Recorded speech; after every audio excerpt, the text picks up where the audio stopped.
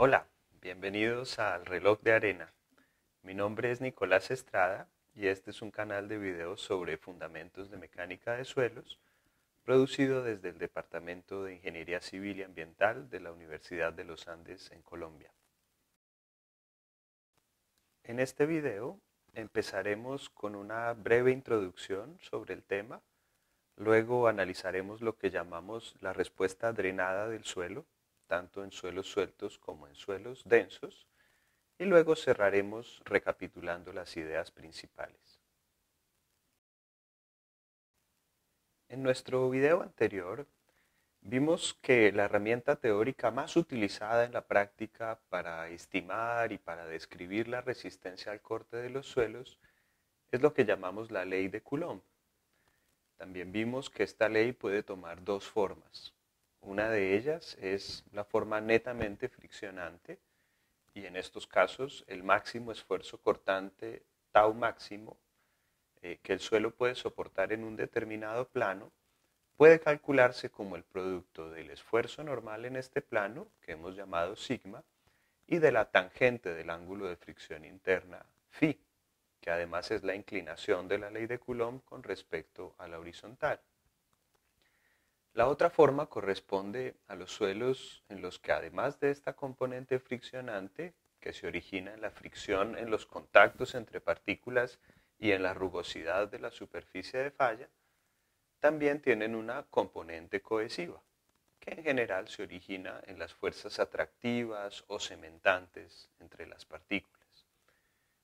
En estos casos, en esta segunda forma, la resistencia al corte tau máximo puede entonces calcularse como la cohesión, que hemos llamado C minúscula, más el producto de sigma y de la tangente de phi. También vimos que la respuesta al corte de los suelos, a medida que los cortamos, depende mucho del volumen. En los suelos sueltos tenemos un esfuerzo cortante tau que va a ir aumentando a medida que cortamos el material y que luego se va a estabilizar en un valor constante que llamamos la resistencia residual del suelo. ¿Sí? Recuerden, residuo como lo que queda. También vimos que estos materiales que son inicialmente sueltos van a disminuir su volumen a medida que los cortamos. Y por esta razón los llamamos suelos contractantes, ¿sí? Porque se contraen, disminuyen su volumen. En cambio, en los suelos densos pasa algo diferente.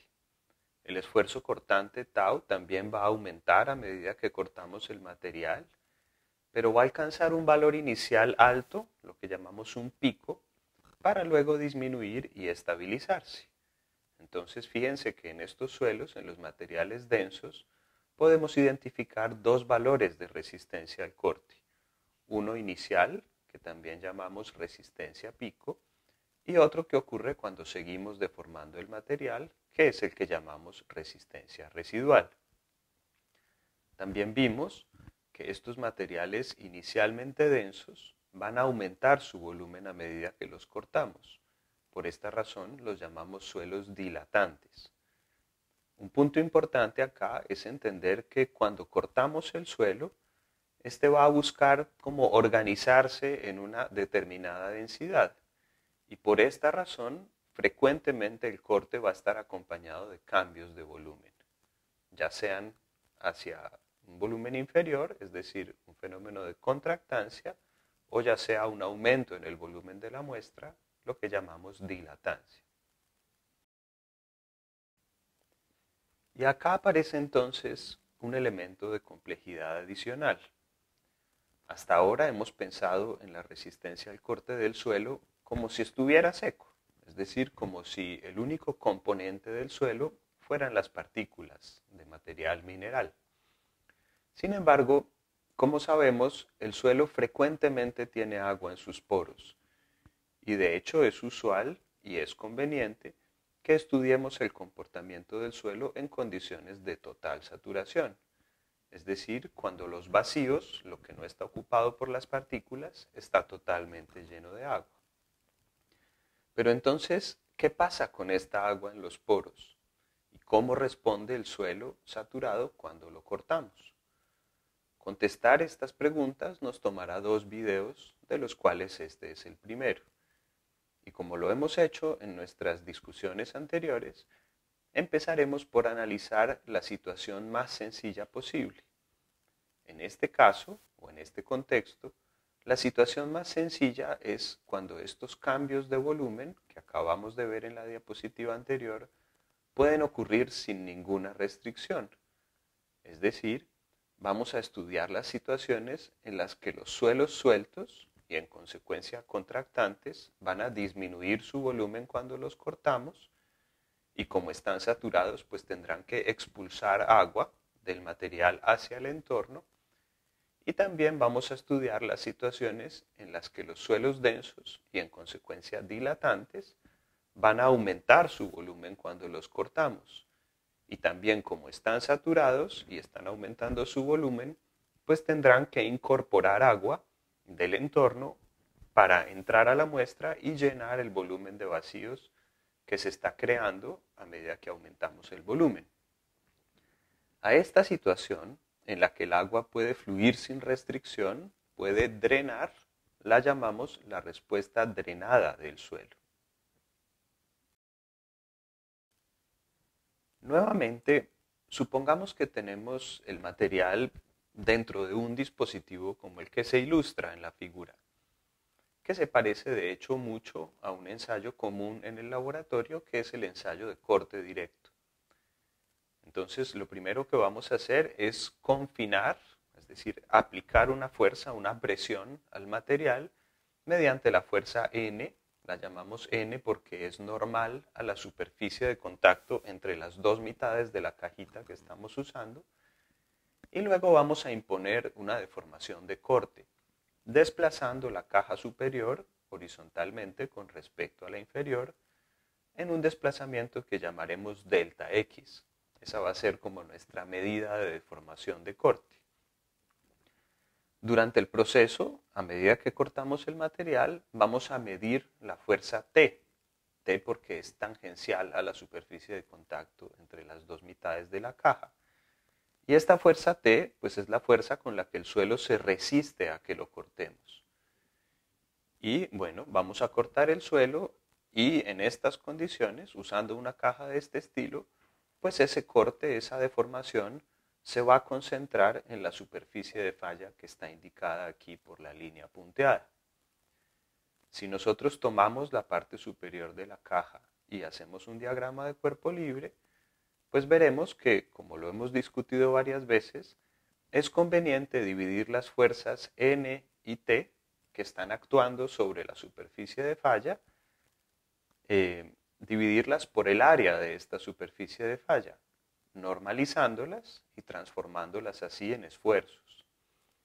Ahora, como en este nuevo sistema tenemos agua, entonces en la superficie de falla tendremos dos contribuciones al esfuerzo normal.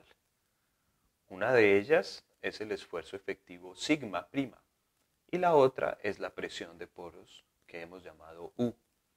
Si sumamos estas dos contribuciones, obtendremos, por supuesto, el esfuerzo total sigma. Un punto importante acá es entender que estas dos contribuciones al esfuerzo normal tienen orígenes físicos diferentes. Por un lado, el esfuerzo efectivo se construye a partir de las fuerzas de contacto entre las partículas. Y estos contactos entre estas pequeñas piedritas, digamos, o pequeñas partículas, son friccionantes. Por esta razón, el esfuerzo efectivo jugará un rol muy importante en la construcción de la resistencia al corte, que viene finalmente de la suma de todos esos fenómenos que están pasando en los contactos. En cambio, por otro lado, tenemos la otra contribución, que es la presión de poros, que es simplemente la presión de un fluido, en general agua, en condiciones estáticas. Como sabemos, un fluido en condiciones estáticas no tiene resistencia al corte. Entonces, el rol de estas dos contribuciones al esfuerzo normal va a ser bien diferente, como lo veremos en las siguientes diapositivas.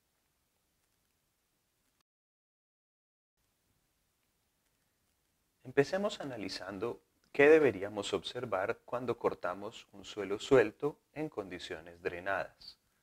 Vamos entonces a imaginar nuevamente el ensayo de corte que veíamos antes con la cajita seccionada y vamos a analizar la evolución de 4 esfuerzos a medida que cortamos el material. Estos esfuerzos son el esfuerzo total, que llamamos sigma, la presión de poros, que llamamos U minúscula, el esfuerzo efectivo, que llamamos sigma prima, y el esfuerzo cortante, que hemos llamado tau. Y vamos a analizar estas 4 cantidades en función de la deformación de corte, es decir, en función de delta X. Y empecemos por la cantidad más sencilla de estas 4, que es el esfuerzo total sigma, que como lo decimos en clase, siempre es un problema de estática. Este esfuerzo es simplemente la fuerza N dividida en el área de la superficie de falla. Este esfuerzo sigma no cambia entonces durante el ensayo, porque todo el tiempo tengo la fuerza N y la superficie de falla cambia poco su área, o así lo estamos suponiendo inicialmente. Entonces se mantiene constante en función de delta X. Otra cosa que casi no cambia durante el proceso de corte es la presión de poros, que hemos llamado U. La razón por la que no cambia es que como al agua le estamos permitiendo drenar, ¿cierto? Salir de la muestra o entrar fácilmente, entonces el agua no va a tener que trabajar tomando parte del esfuerzo normal, ¿cierto? Va a evitar encargarse de esos incrementos del esfuerzo normal que podríamos aplicar a la muestra. Básicamente el agua va a mantener su valor de presión hidroestática, que en un dispositivo como este pues es una presión muy pequeña. Se mantiene entonces también constante. Si el esfuerzo total sigma y la presión de poros U se mantienen constantes, pues también lo hará el esfuerzo efectivo, que es simplemente la resta de esos dos.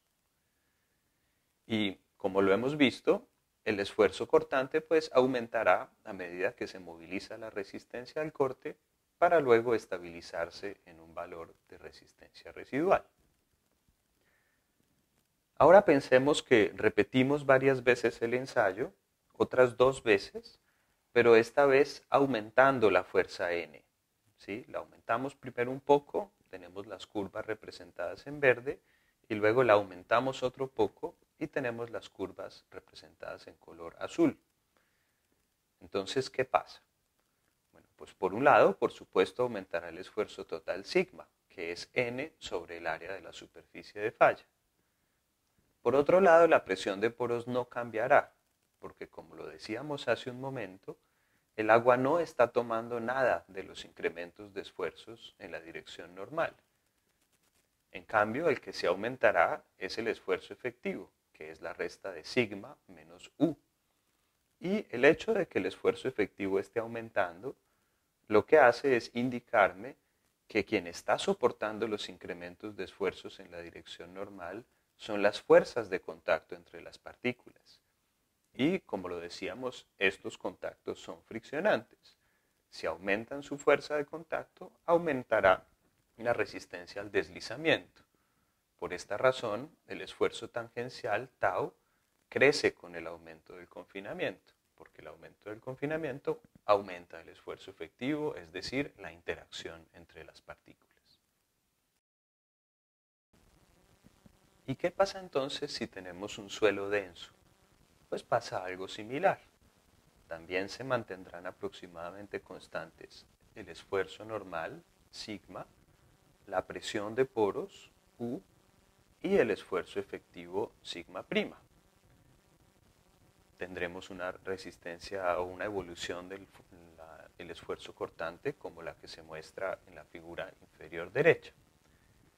Y nuevamente, si aumentamos el confinamiento, controlado por la fuerza normal N, entonces crecerán el esfuerzo total y el esfuerzo efectivo. Si estamos aumentando el esfuerzo efectivo, entonces estamos cargando más los contactos entre las partículas, lo que necesariamente incrementará la resistencia al corte. Notemos que en este caso, como es normal en los suelos densos, la evolución de la fuerza cortante tau pasa por un pico inicial para luego estabilizarse en un valor residual. Un elemento muy importante, tanto en este análisis que acabamos de hacer como en el análisis de la diapositiva anterior, es que en los dos casos la resistencia al corte crece con el confinamiento. En otras palabras, a medida que aumento sigma y aumento entonces sigma prima, pues también aumenta tau y aumenta la resistencia al corte, tau máximo. A este tipo de respuesta, en la que la resistencia al corte va creciendo a medida que aumentamos la fuerza normal, es justamente a lo que llamamos una respuesta friccionante. Y como tenemos una respuesta friccionante, veremos entonces una ley de Coulomb que estará representada por una línea inclinada, creciente. Es creciente indicándome que a más confinamiento, más resistencia al corte. Como lo vimos al inicio del video, podemos tener dos formas de la ley de Coulomb. Una es la forma netamente friccionante y la otra es la forma en la que la resistencia tiene una componente cohesiva y una componente friccionante. Es muy importante notar que cuando estamos describiendo la resistencia al corte de suelo en condiciones drenadas, debemos hacerlo en función de los esfuerzos efectivos. Notemos que el eje horizontal ya no es sigma como en las figuras anteriores, sino que es sigma prima. Esto es clave. Se hace así porque la resistencia al corte se origina, como lo hemos dicho varias veces, de las fuerzas de contacto entre las partículas y de la rugosidad de la superficie de falla. Pero vimos también que el agua no resiste al corte en condiciones estáticas. Entonces, si nosotros escribimos la ley de Coulomb en función del esfuerzo total sigma, como lo hicimos para los materiales secos, en este caso estaríamos cometiendo un error, pues estaríamos diciendo que la resistencia al corte depende parcialmente de la presión de poros. Estaríamos asignando al agua parte de la resistencia al corte y sabemos que esto no puede ocurrir. ¿Cuáles son entonces las ideas principales de este video? En primer lugar, el reconocer que cuando cortamos un suelo, su volumen tiende a cambiar, dependiendo de su densidad inicial. Los suelos sueltos, que también llamamos suelos contractantes, tendrán que expulsar agua a medida que el volumen de la muestra disminuye, mientras que los suelos densos, que también llamamos suelos dilatantes, tendrán que incorporar agua de su entorno a medida que los cortamos. Cuando el suelo puede expulsar o incorporar agua, tenemos entonces lo que llamamos una respuesta drenada, es decir, se le permite al suelo drenar, expulsando o incorporando agua. Esto ocurre cuando le damos al suelo el tiempo suficiente para que el agua salga o entre. ¿Sí? Como hemos visto antes, los suelos tienen una cierta permeabilidad y ese movimiento del agua va a tomar entonces un cierto tiempo. Esta respuesta drenada en los suelos muy permeables, como las arenas o las gravas, pues va a tomar muy poco tiempo, porque al ser estos materiales muy permeables, ese movimiento del agua hacia afuera o hacia adentro va a ser muy rápido.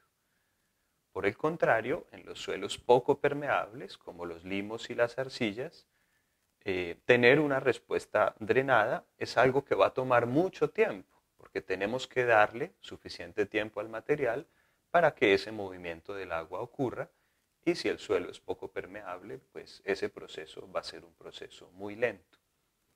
Vean entonces que la respuesta drenada podemos observarla, por un lado, en función del tipo de suelo. ¿Sí? Los suelos granulares, que son muy permeables, casi siempre se comportan de forma drenada, porque el fenómeno de flujo es muy rápido, mientras que en los suelos finos vamos a observar una respuesta drenada cuando estamos analizando el comportamiento del material en lo que llamamos a largo plazo, es decir, cuando hemos esperado mucho tiempo, un tiempo suficiente para que ese fenómeno de flujo ocurra. En el corto plazo, cuando no hay tiempo para que ese fenómeno o tiempo suficiente para que ese fenómeno ocurra, tendremos la condición no drenada, que será el objeto de nuestro próximo video. Bueno, muchas gracias por su atención. Recuerden que si tienen alguna sugerencia enfocada a mejorar la calidad o el impacto de estos videos, la pueden dejar en los comentarios. Chao.